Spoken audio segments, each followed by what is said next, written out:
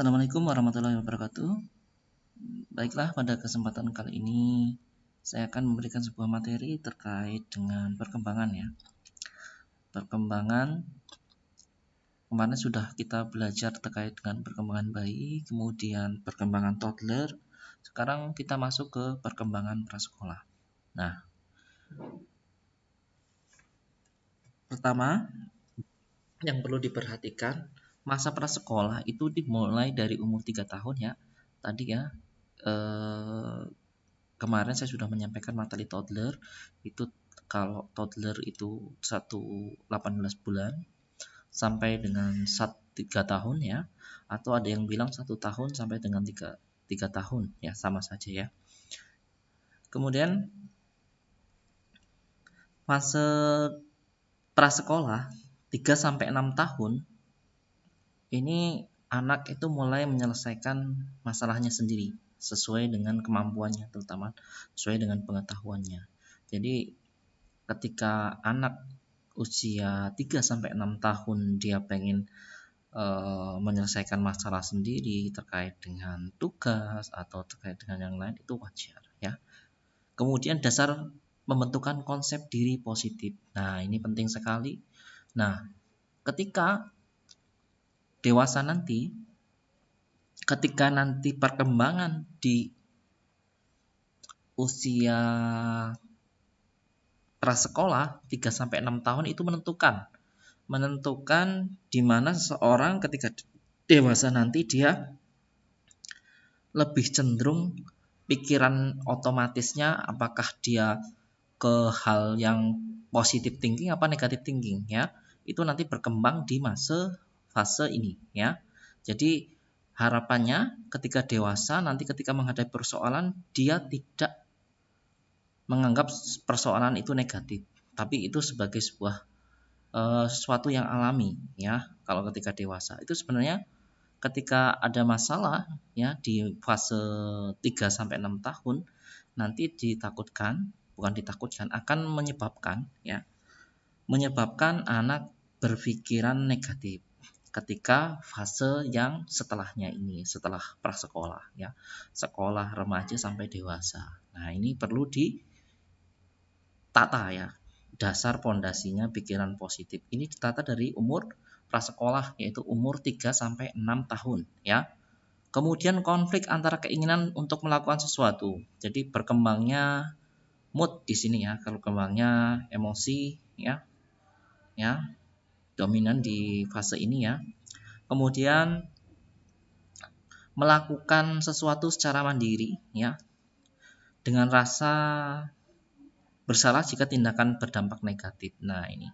Jadi kita sebagai orang tua ya, atau sebagai memposisikan sendiri sebagai konselor, kita harus paham bagaimana konflik anak terhadap penyelesaian tugas anak ketika tugas perkembangan prasekolah ya. Itu kita harus identifikasi supaya dia tidak berdampak negatif. Nah, makanya perlu ditata ya, perlu ditata ulang ketika dia mempersepsikan masalah atau memandang masalah ke hal-hal yang negatif. Itu kita konstruksi kembali supaya dia berpikiran positif, supaya dia positive thinking nanti ketika dewasanya ya, supaya nanti pikiran negatifnya tidak dominan di fase ini ya, atau fase selanjutnya ya. Itu akan berdampak ke psikologi, terutama nanti ke gangguan emosi dan gangguan yang lain ya, terkait dengan kejiwaan. Oke. Kemudian karakteristik ya atau ciri perilaku prasekolah ya. Karakteristik perilaku itu atau psikomotornya ya di prasekolah itu yang normal adalah inisiatif ya. Inisiatif itu artinya dia mengerjakan sesuatu itu secara mandiri dengan inisiatif sendiri ya. Ketika ada pekerjaan baru ya, dia akan selalu melakukan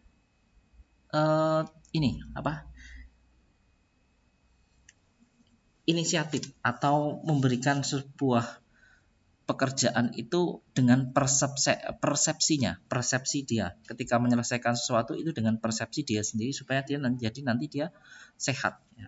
Sehat dalam artian dia mampu mempersepsikan diri, kemandiriannya ya. Kemudian belajar keterampilan motorik baru ya. Ini ya, ketika nanti dia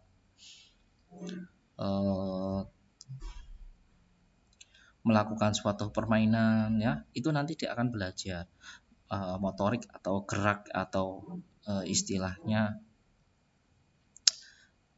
perkembangan motorik yang baru ya,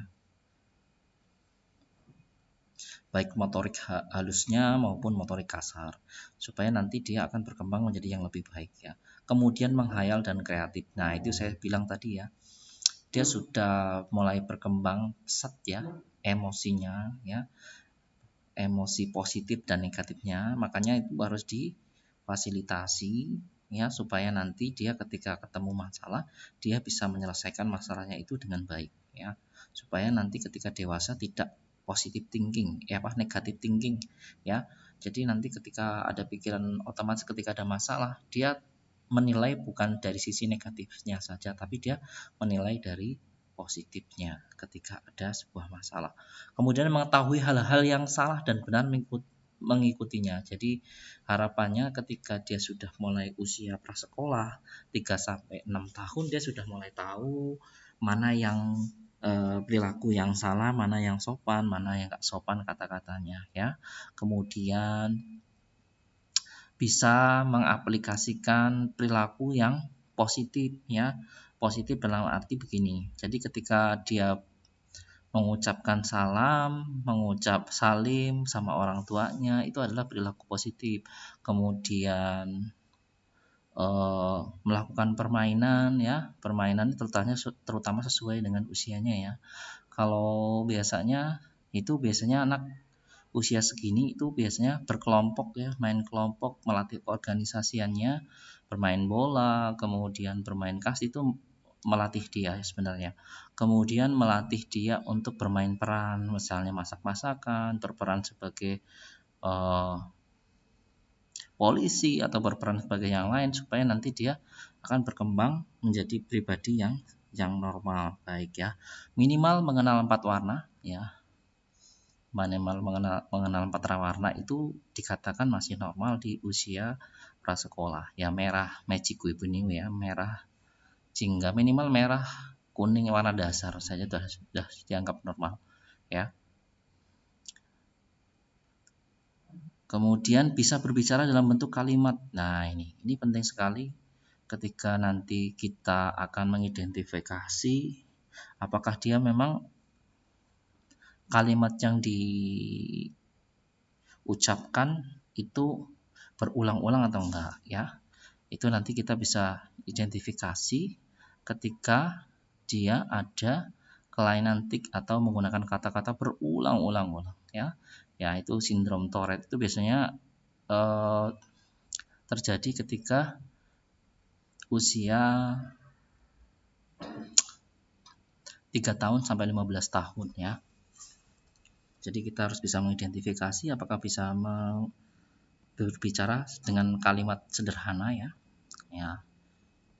Minimal ya SPOK lah. Mau kemana, mau di mana, kemudian mau melakukan apa, kemudian yang dikerjakan apa ya. Minimal seperti itu, minimal jadi sebuah kalimatnya SPOK ya. Mengidentifikasi jenis kelamin, dia sudah mampu mana sih perempuan, ciri khasnya kalau perempuan itu pakai bajunya apa, kemudian pakai perhiasan misalnya anting, cincin, nah itu bisa mengidentifikasi ya gender ya.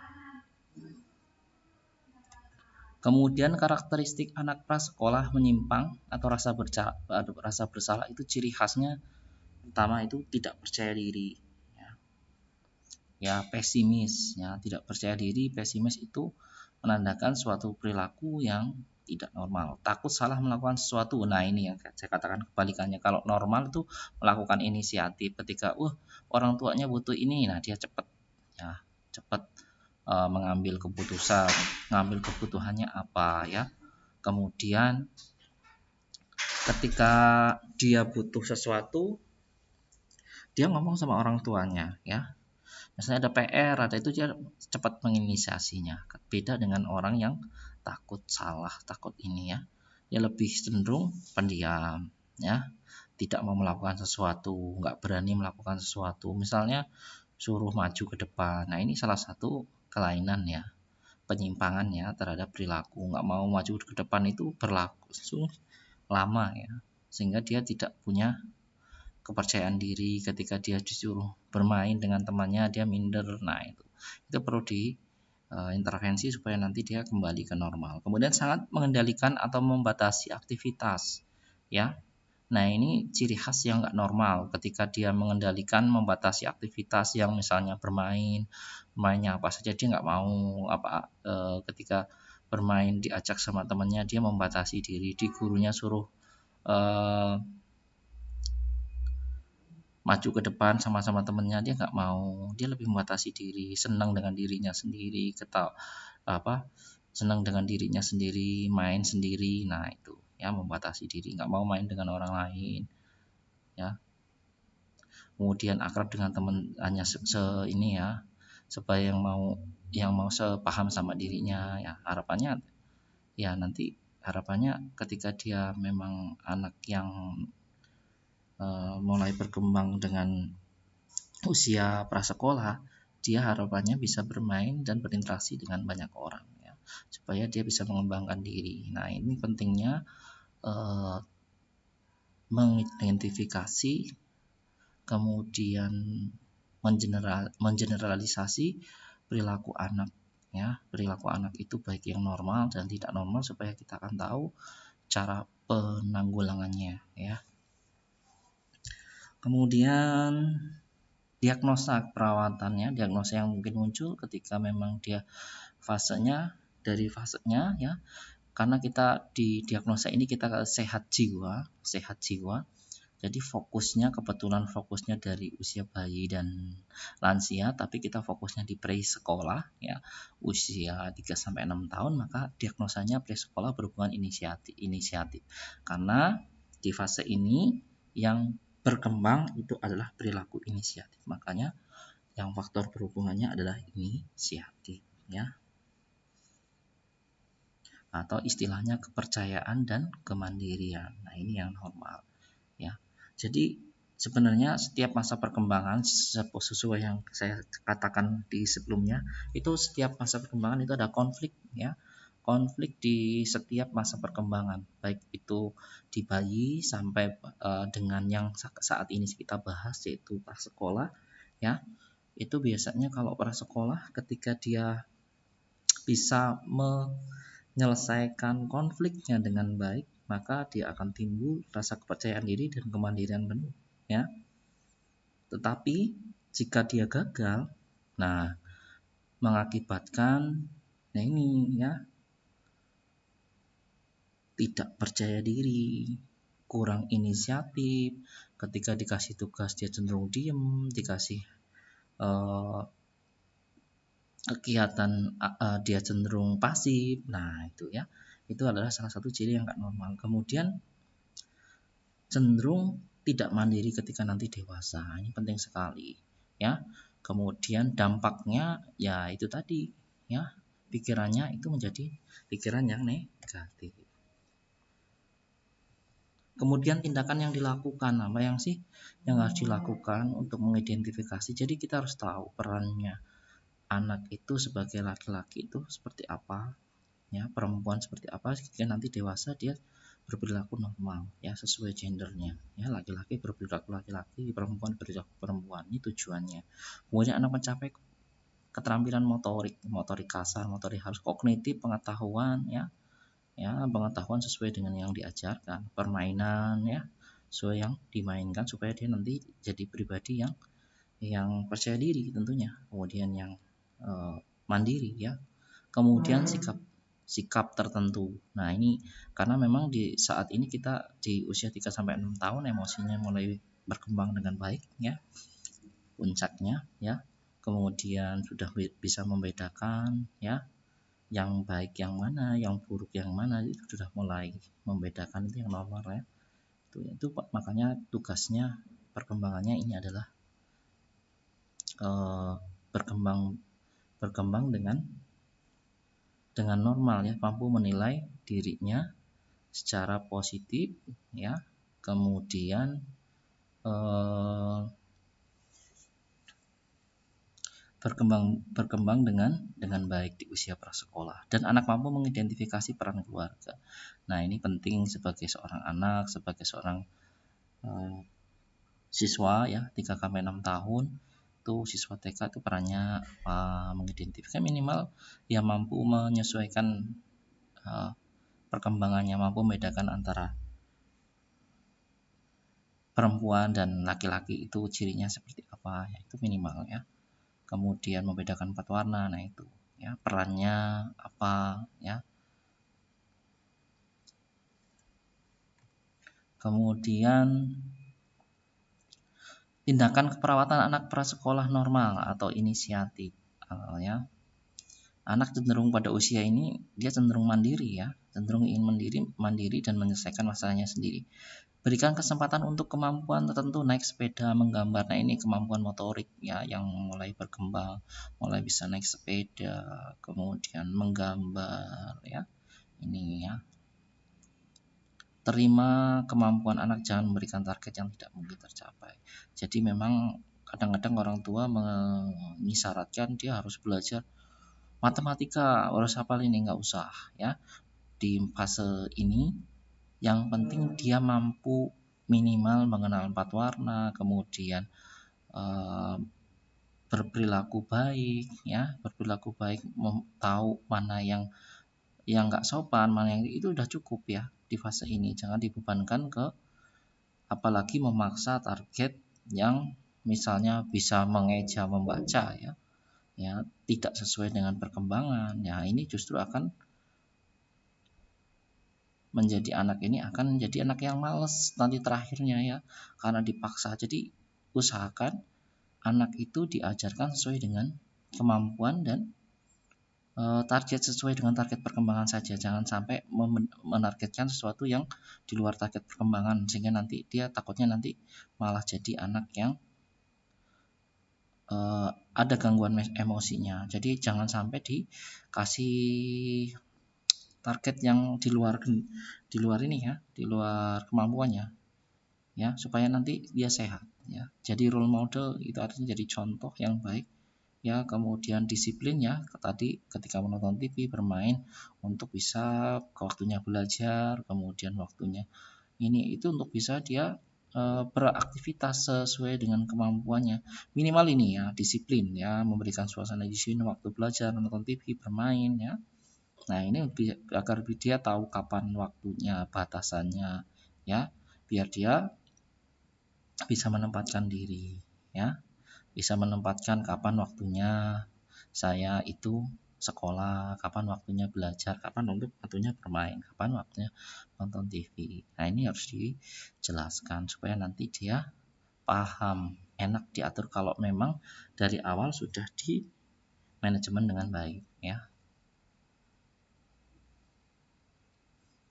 Nah, untuk pindahkan anak prasekolah menyimpang ketika dia memang ada sesuatu perilaku ya terkait dengan kepercayaan kemandirian yang nggak bisa dicapai ya, lebih cenderung minder, nggak percaya diri. Nah, perlu ada intervensi. Nah, intervensinya adalah sebagai berikut ya.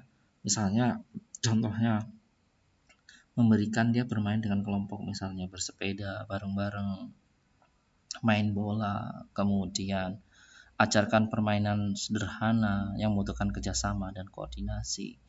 Nah, ini misalnya main, kalau zaman dulu main apa ya, main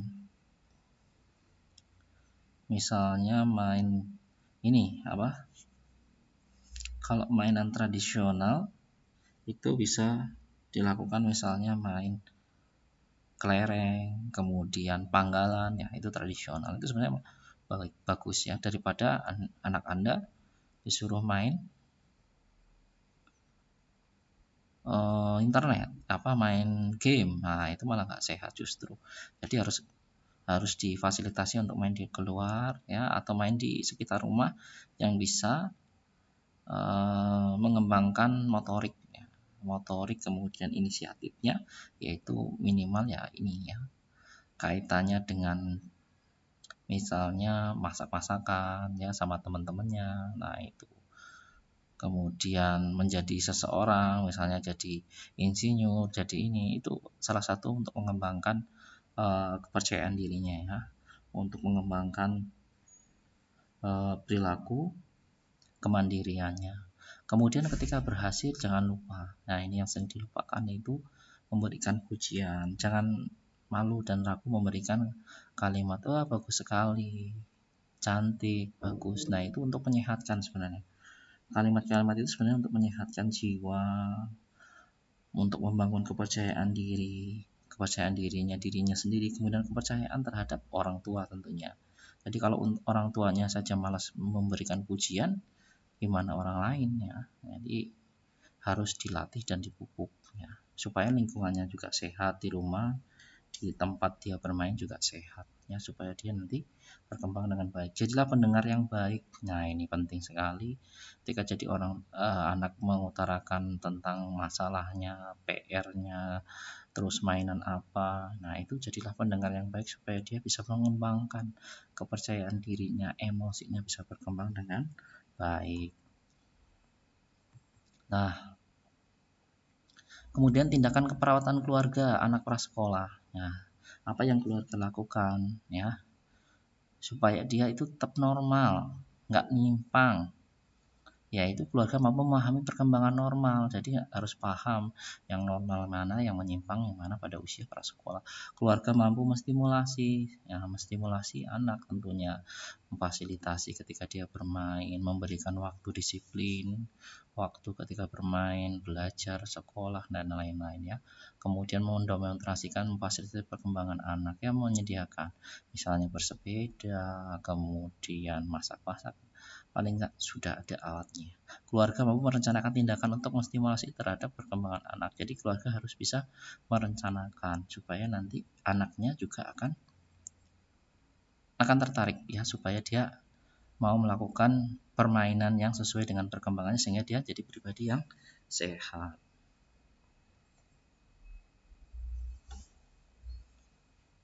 Nah, kemudian tindakan apa sih yang dilakukan ketika anaknya normal? Nah, agar tetap normal itu kita harus melakukan ini ya, salah satunya bersikap positif ya, positif biar dia mendorong kemampuan pikiran otomatisnya. Jadi ketika nanti dewasa dia akan berperilaku positif, bersikap positif, berperilaku positif, dan mendorong anaknya untuk melakukan sesuatu hal yang positif ya. Kemudian membantu anak menyelesaikan konflik. Nah, kadang-kadang ketika anak itu usia 3 sampai 6 tahun dia tidak bisa menyelesaikan, nah itu masih normal ya, menyelesaikan masalahnya. Jadi kalau di pengertian awal tadi saya menyatakan bahwa perkembangan anak itu bisa selesai ketika dia bisa membantu menyelesaikan masalah ya. Ketika dia mau menyelesaikan konfliknya sesuai dengan perkembangan, maka orang tuanya membantu. Kemudian tidak menentang tindakan anak supaya dia mengembangkan inisiatifnya. Jadi tidak menentang biar dia mandiri. Jadi kita harus paham ini supaya nanti anaknya bisa mengembangkan kepercayaan diri. Kemudian gunakan bahasa positif dan melarang anak. Nah, ini gunakan bahasa ketika melarang itu harus ada alasannya ya. Jangan naik situ nanti jatuh. Nah, itu jadi harus ada alasannya. Memberikan pendapat positif terhadap perilaku yang ditampilkan. Jadi ketika perilakunya baik dikasih pujian, ketika ini kurang baik ya, nah sebaiknya main ini, itu nggak baik, bagus. Nah, itu seperti itu, memberikan pujian ya ketika dia melakukan sesuatu dengan baik. Ini penting sekali supaya dia berkembang dengan pribadi yang baik, emosinya berkembang baik, kognitifnya baik, kemudian sikapnya positif ya. Diskusi cara menstimulasi perkembangan psikososial supaya dia tetap keluarga itu tetap optimis ya, yakin bahwa perilaku yang dia lakukan itu adalah perilaku yang baik untuk anaknya. Kemudian latih keluarga melakukan stimulasi perkembangan supaya dia anaknya dalam tahap yang normal. Yang sudah normal, biar bertahan di normal, kita harus dilakukan secara berulang-ulang supaya nanti bisa menyelesaikan konfliknya di masa perkembangan prasekolah tentunya. Oke. Tindakan peran keluarga pada anak prasekolah yang menyimpang. Nah, ini kalau menyimpang apa yang dilakukan keluarga? Nah, ini penting sekali. Anjurkan keluarga memberikan kesempatan anak untuk bermain dan kelompok. Nah, ini untuk mengembangkan perilaku inisiatif dan percaya diri. Kemudian anjurkan anak melakukan permainan sederhana yang kerjasama memfasilitasi permainan tersebut, misalnya bersepeda, kemudian main sepak bola, kemudian main peran ya. Nah, itu misalnya masak-masakan, kemudian dan lain-lain. Kemudian anjuran keluarga untuk menyediakan alat-alat permainan yang bisa digunakan untuk bermain peran, biar nanti bisa digunakan anaknya untuk mengembangkan kepribadian tadi ya, inisiatifnya. Kemudian anjurkan keluarga untuk memberikan penghargaan pada anak yang sesuai dengan perkembangannya supaya dia tambah percaya dirinya, bisa mengembangkan ketika orang tua percaya sama anaknya, maka dia akan yakin dengan kemampuannya ya. Saya kira itu materi pada kesempatan kali ini. Saya akhiri bila itu. Wassalamualaikum warahmatullahi wabarakatuh.